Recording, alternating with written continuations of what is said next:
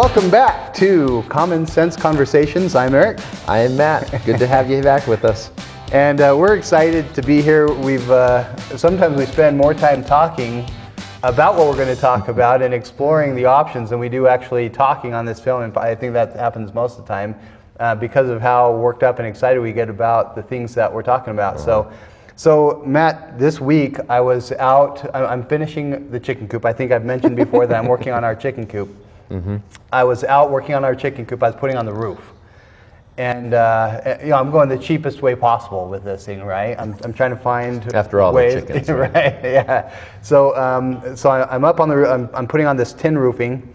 And have you tried to hammer in tin roofing before? Yeah, I think I've done some repair work on tin roofs. Yeah. So it's if you haven't noticed, it looks like I'm wearing some nail polish today. Pretty luxury red color. And so I'm up on this chicken coop, and I'm hammering away at these nails, trying to get them through this tin roof. I've never really worked with tin roofing before, but so apparently there's a way that you're supposed to do it. But I'm going the hard way, right? Okay. I'm just trying to hammer it in. I'm trying to get this done, and trying to hammer a nail into a tin roof. Of course, it's metal, and so every once in a while the nail slips, right? And so bam, hit my thumb. So the first time, hit my thumb. Hurt like crazy. Bad enough that you wouldn't want to do it again? Not quite. Not you quite. would think so, Not right? quite. You hit it once and you think, okay, something's got to change. But so I'm okay, I'm just going to keep going. I've learned my lesson. I'm going to do this again, right? So I'm hammering away. Same thing happens. Slips. Hit my thumb again, like the same spot. And now I'm in agony, and I'm thinking, okay, something's got to change. So this time I get off the roof. I go and I grab this tool, the tool that you use to punch holes through things, right? Yep. And so I think, now this has got to be better. And so I'm punching, and it actually did work out better for about 20 minutes. Hammering away, so I'd punch the hole, and then I'd take out the nail, and I'd hit the nail. Well, this one time, I got to the nail part, and it hurt enough that I'm holding it now with my two middle fingers, right? No. So I'm hammering. Well, on one of the hits, it glances off of the nail and hits my thumb again in the same spot. And I'm not going to get too, maybe I will. But, so it created this blood blister, right? On the third one, I'm not going to, let's just say there's blood all over our roof now, right? And so it hurt like crazy. So now I stop. Now I'm like, okay, I've got to do something different. So I get off, and it's like the next day I finally finish it. Wow. But I was thinking about what we do in relation to this experience, about how we're out talking to people about these pain points, and a lot of times people are doing something and it hurts, but they keep doing the same thing over and over again because it doesn't hurt enough, right? And so that's part of our job, is to help them see how down the road it's going to get to a point where it hurts enough. Sure. You're gonna want to make that change now rather than later, right? Sure. So that's in essence what we do. And maybe another way to look, what I'm thinking about is, how many times will our government do something that's going to cause pain, and we just allow that to happen? We've talked in the past about the importance of taking ownership of our lives, our financial lives, taking ownership for our retirement, taking ownership for our need for financing, our need for just money in general, right? And not relying on the government. We've seen a lot of news stories, particularly the last 2 weeks, but this last week, even more stories about the hurt that is going to be caused, or is being caused, because of the inflating money supply with the stimuluses, right?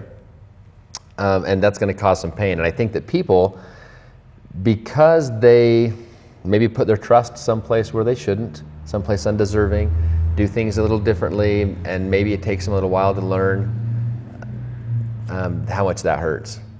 I've definitely hit my hammer. Most of us who have held a hammer and used a hammer have probably hit our thumb at least once with a hammer. Usually not 3 times in 20 minutes, right? I've never managed to hit my thumb a second time. I don't know if I just stopped doing the job completely and waited a couple of days. I don't know, but man, I know how bad it hurts after once, and it's already throbbing after one hit. To hit a thumb that is already sore and throbbing, That's got to be some kind of pain. It was agonizing. I think I probably blacked out after the third time. I think because I honestly I really don't really remember that hit. I don't remember how I hit it. Although I think that's what happened.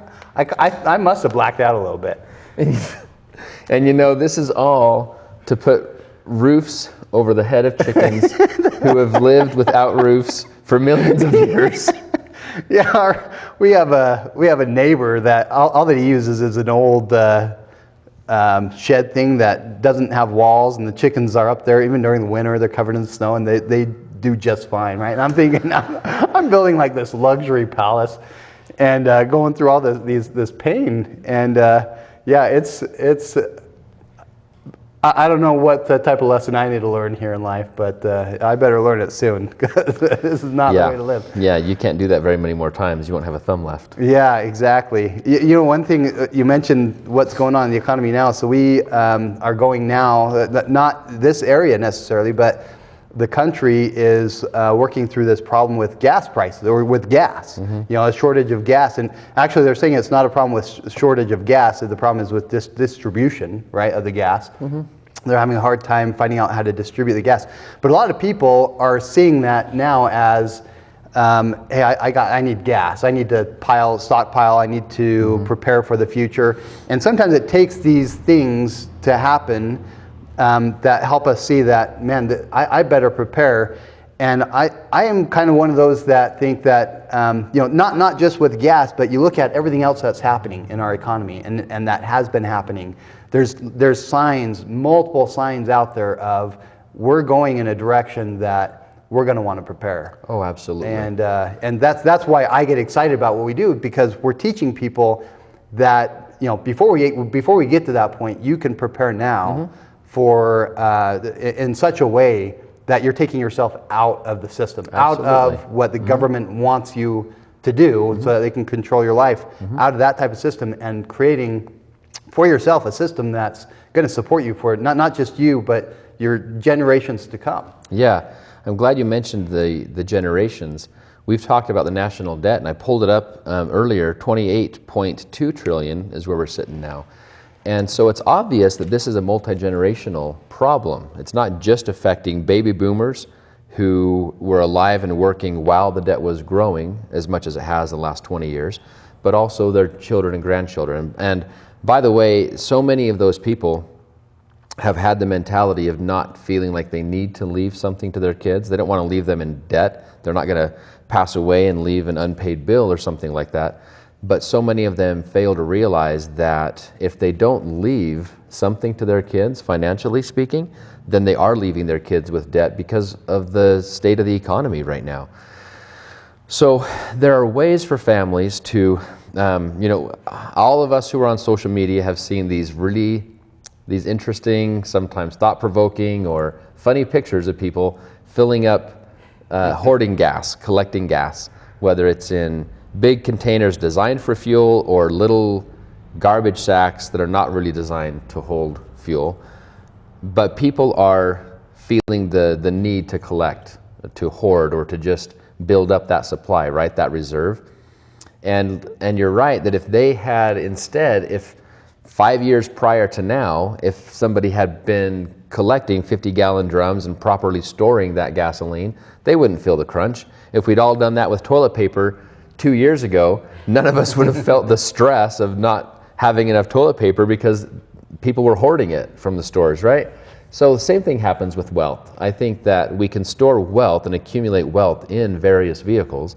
We just happen to be talking about one that is one of the more liquid places to accumulate wealth. And this doesn't mean that money and dollars per se are wealth, right? There's all kinds of ways to accumulate wealth. We just need to make sure that we get enough that allows us to be comfortable, allows us to fund our lives, allows us to have a safe and secure future. What you and I do together in our various strengths and the business that we do, we want to help American families protect themselves. We want to help businesses preserve and keep more of the money they earn. And this is really an interesting time for businesses. A lot of businesses have lost employees. A lot of businesses are having a hard time getting employees to come back now that their economy is reopening some more, right? And I can't help but think that if they had a cash reserve to help them through the pandemic, then of course it would have been easier. But also, if they'd been set up in such a way that they were able to easily offer additional benefits, something other than a secure job, but additional benefits to some of their employees, even though their employees were receiving some kind of a stimulus, some kind of a, what did we call those things besides stimulus? They called them something, right? Paycheck protection programs Yeah. or the... Yeah. Not everybody needs that. And when the employees, I think the employees would have been eager to go back to work, more eager to go back to work for some of these businesses if those businesses had been in a position to provide benefits, some benefits, right? Mm-hmm. Whether it's health care or some kind of a retirement package. And you do so much work helping businesses prepare for that. And so I see this as kind of a perfect blend to address concerns that are major concerns for businesses. And then when a pandemic strikes or a fuel shortage strikes, that business owner would have the liquidity to keep things moving. He would have employees who loved working there and really felt valued there, and he's able to afford those benefits because of the way you help them to afford all those things, right? Yeah, I was training a new agent this week, and we were talking about some things, and I gave him a story. I told him this story to illustrate a point, and I think that this really illustrates what you're trying to say. So this guy was out teaching his son to drive, right? His son just turned 16, and so he's got his learner's permit. He's out driving. The dad's in the passenger seat, son's driving, and they're just chatting away, talking about life. And the son comes to a four-way stop, and does his due diligence, stops the car. They're just chatting away, and he starts to push on the gas, and the dad immediately grabs the wheel, pulls him aside, and says, "No, son, stop!" Immediately, as he did that, a car raced through the other, going the other direction, or the perpendicular direction, and proceeds on. He didn't stop, right? And so his dad proceeds to chew out his son, right? Why didn't you stop? Why didn't you look? You could have killed us. Da, da, da, da. And his son says, "No, Dad, stop! Why are you yelling at me? I did what I was supposed to do. I was right. I followed the rules. I did this. Why are you yelling at me? It was the other guy. He was at fault." And his dad looked at him and he said, "Okay, son, you're right. Mm-hmm. You are right, but you would have been dead right. Mm-hmm. What's the point in being right if you're dead right?" Yeah. Right? Yeah. And I think that a lot of times we follow these rules. And like, for example, business with employee benefits. One of the things that I teach businesses all the time is, you're providing them a paycheck. And a lot of businesses think, okay, if I'm providing them a paycheck and if I make the paycheck a little bit better than the next guy, then I'm doing good, right? And the truth is, all that you're doing is you're making them more marketable to go to the next guy who's also offering good pay and benefits, right? Because now they're saying that the next guy, the next employer is saying, "Oh, you're getting paid that much, you must be worth that much. I'm going to pay you that much plus these benefits. I'm already providing these benefits." So you're just making people, and so the businesses develop these mindsets that are right, but they might not be doing it the right way. So financially, for example, they might be preparing, they might be paying cash for their equipment. They might be doing all these things that might be right in a lot of ways. Mm-hmm. Absolutely. But there could be a better way, a much better way. Mm-hmm. And in some cases, they might be dead right in terms of where the economy is going and what might be happening in the future. And so our job is to open their eyes to basically the future, right? To how they can better prepare for a future that not only sets themselves up and their business up financially, but also their family for generations to come. Yeah. So many of my clients who were better prepared prior to the pandemic, they were so grateful for having access to so much cash liquidity, and helped them out personally, helped out their businesses during that time until the PPP funds were available and actually delivered, And early on, I think a lot of them were wondering whether or not I should apply. But then when they saw every other business in the area applying and receiving those funds, and even if they said, well, I'm not in dire straits because I have my own reserve, but if everybody else out there gets $50,000 ahead and they can use that to market and to build up their infrastructure in the business, replace equipment or something like that, then in order for me to stay competitive in this market, I need to do that as well. A lot of them felt that way, but they were not stressed, which was important. They were not as stressed. They didn't feel like they needed that money as much as other people did.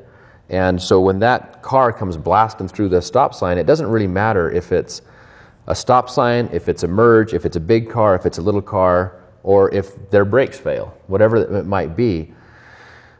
We always hear the saying to expect the unexpected, which has always been difficult for me because I can't expect the unexpected, but I can expect there to be problems in the future. And if we expect there to be problems and prepare for that, as if there's going to be problems, then I think as families, as businesses, we're going to be better off. And specifically when we talk to businesses about learning how to finance their overhead expenses themselves because of this cash reserve fund, this will tie in with what we talked about last time when Jaron was here and we had that presentation up on the screen showing the funds that go through a household over a year or over a lifetime, and then being able to recapture some of those funds. You guys will remember that. If we take those numbers, the household earning $60,000 a year, and just multiply that by 10 and compare that to a business that has $600,000 a year coming into that business. And then of course, the overhead is tremendous. They might have $500,000 in overhead and they clear $100,000 at the end of the year. So helping that business recapture 10 or 20% of that overhead, that's a huge number for them, right? That's $50,000, $100,000 a year. I can't do anything to help a family where the family's earning $60,000 a year. There's nothing I can do to help them recapture $50,000 of overhead if they're only earning 60. Just impossible. Can't help them recapture $100,000 of overhead. But I can help a business owner recapture $50,000, $60,000, $100,000 of overhead. You and I have met with somebody recently who has 16 trucks in their fleet, right? Yep. And those are big expenses. He has big expenses. I think he told us that he's in that $500,000 range or something per year. Oh, easy. Yeah. And so recapturing 10 and 20% within 6 months or a year's time is a huge deal for him. And not just for him, it's a huge deal for his family. It's a huge deal for every single one of those employees. If he's got 16 trucks, it's not because he's only got 5 drivers. He employs people who enjoy their job, enjoy what they do, and help the community because of the service and the goods he provides. So helping him keep more of the money he makes is going to help him grow a business that obviously is needed in that area. It's such a huge boost to that local economy. And then when a pandemic strikes or when a gas shortage strikes or whatever it might be, his employees are going to feel comfortable with him, he'll be comfortable with his finances, and if he has to cut some hours back or something like they would have had to have done this last year, as many businesses did, those employees would be eager to get back to work. Yeah, absolutely. You know, I talk to a lot of businesses that one of the first questions I ask is, so why did you start this? Why did you get into doing what you're doing? You know, why did you start a business? And inevitably, it always comes down to this whole idea, right, of, well, I wanted something to, you know, that I could enjoy doing, or if not enjoy, at least do to provide a financial, you know, a secure financial vehicle for my family for the future, right, for years to come. And I mean, that's why anybody starts a business, is to make sure that they have a secure financial future. In fact, didn't he tell us that he started that business after a family farm? Right, wasn't it? Yeah. Something happened with their potato farm 2 Yeah, years in a row. Yeah, I think it was the crop. There was some problem with the Go back to that story with the four-way stop, and twice in a row they got blasted by something completely unexpected, and they weren't quite ready for it. Yeah. And so this was what, 12? Did he say 12 years ago they started this business? So I was right about that. Yeah, and then for all these other reasons, they lost security because of something completely out of their control. They weren't ready for it, but they lost that security. Otherwise, he'd still be doing that. Oh yeah, probably, Oh, right? yeah, It was for a sure. family business. For sure. In fact, so we taught him this principle. We taught him, to an extent, right? We're still in conversations with him, but we taught him the principle, and he basically told us this. This is exactly my story. This is what I needed it for, because he had built this. This whole farm experience was to, have this secure financial income for his family, and then life happened, and everything changed, and now everything that he had planned on before no longer exists. It was no longer feasible. It was no longer an option. Whereas if he had done what we what we teach people to do, known about it. if he had known about it, things would have been totally different. And he told us that it would have been a very different scenario. Yep. And so that's why it's really important. One of the things that I do when I talk with businesses is I say, look, if I could teach you how to increase the value at a faster rate than increasing the cost. Right? Because that's what ultimately, everything we buy in life is because we perceive that there's more value there than the amount of money that we're exchanging for that item, right? And so I tell them, if I can exchange, if I can teach you how to exchange what you're already doing, what you're already spending your money on, and get more value back, would that be something that you'd be interested in? And obviously everybody, oh yeah, that'd be great. And that's what we do. We teach people that there's a better way, a more right way, right, to a way to put your money somewhere that is financially secure, that's going to grow at a better rate. It's going to create that financial security that they're already searching for when they start a business. They've already, the whole purpose for starting a business, we're going to teach them how to protect that, so that when life happens, it's not going to ruin that dream. Yeah, not a question of if life happens, Exactly. right? As often as we see somebody put themselves and others at risk out on the streets, driving cars, whether it's texting and driving, that's the big thing and has been for a while, and we get distracted, other things happen. Same thing happens in the national economy, it happens in our local economy. There are things that are completely unexpected, and man, to be prepared for that. And if I remember correctly, it was a family business that his parents had already been involved in. I don't recall if it started with his grandparents or not, but there's a lot of agriculture in our area that goes back many generations, not just one or two, 3, 4, sometimes 5 generations.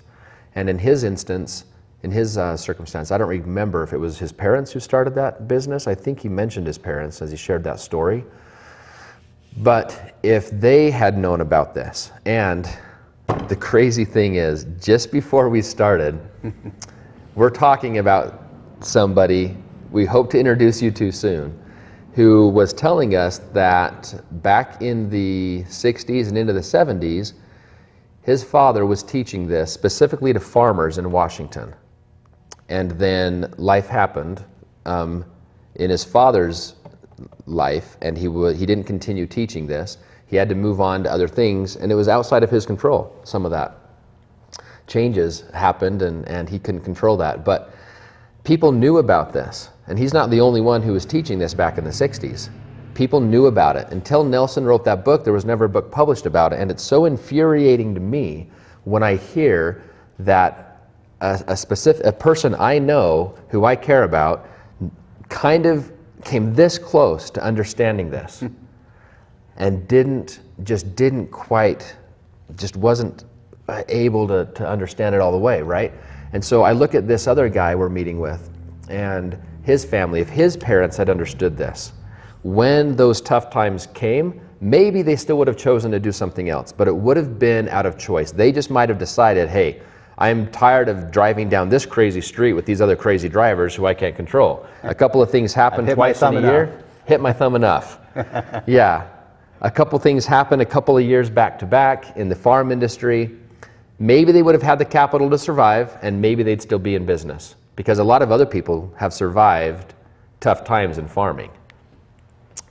Maybe they wouldn't have, but they would have started their business with more capital than they had when they started. The last 12 years would have been easier, for sure. His parents would be in a better position. His entire family would be in a better position if they understood this. So we take that knowledge and apply what could have been over the last 12 years or over the last 40 years in other situations. We take that and we fast forward the next 12 or the next 40 years. And we want to help people understand this. And so if you're a business owner, next time, so we got a couple of things on the agenda. We've got to have a discussion with a guest speaker that is just going to be a great discussion. We also need to get back on the, get back with those calculations and those displays and show what a business owner can do, what a business owner can accomplish, what this can do for them when they implement these tools. But also for you to talk a little bit about what you can do to help them provide more benefits for the same value, to help enrich the lives of their employees, and then we talk about how much overhead they can recapture to help finance the needs of the employees, but help finance the overhead expenses in the business, keep more of the money for them and their family, and provide a great life for their employees, or a great opportunity that the employees can take advantage of. Anyway, we got a couple of things on the docket that I'm pretty excited to talk about. We'll have to, I don't know, flip a coin, decide which one to talk about next. We'll title one of them specifically for business owners. We'll title another one, What Could Have Happened, something like that. So you can at least look at the title and know which one we decide to do next. But I noticed that our clock got to that point. Give us some closing words, Eric. I think that it's appropriate to close with... you haven't got a hammer in there, right? No, not a hammer. But I think we can close with... We've talked a lot, and we've mentioned this book multiple times. I just wanted to shamelessly plug in one more time. You've heard us talk about this book and multiple times, and this is the point where anytime that we go through this type of conversation with people, we want them to get to a point where they're willing to read a book. It takes most people 4 hours to read. Pretty quick read. Definitely worth your time. So if you are at all interested in the principles that we're teaching and the things that we're talking about, definitely pick up this book or let us know, and we can send you a book. And we'll get this into your hands, read it, and we'd love to have a discussion about how this applies to everyone, to your situation. So please, Becoming Your Own Banker by R. Nelson Nash, and we'd love to have that type of... That's what we really enjoy doing, is having that type of discussion with our clients. So whether it's over the phone, I've got a Zoom account, you use GoToMeeting, right? So we do both. Have numerous people any old time. One thing I'm grateful for that came out of the pandemic is people being so much more willing to meet over the internet. And for a lot of folks, it was just clunky or difficult, or they just preferred face-to-face. And then we were forced to do it over the web. And now so many of us are just totally comfortable. Yeah, sure, let's do a web meeting. And so anyway, it's easy for us. Thank you very much for bringing that up. Can we see the book over the top of the computer? Was it visible enough? For sure is now. There we go. Thanks. All right. And thanks for tuning in. Thank you again for joining us with Common Sense Conversations. See you next time.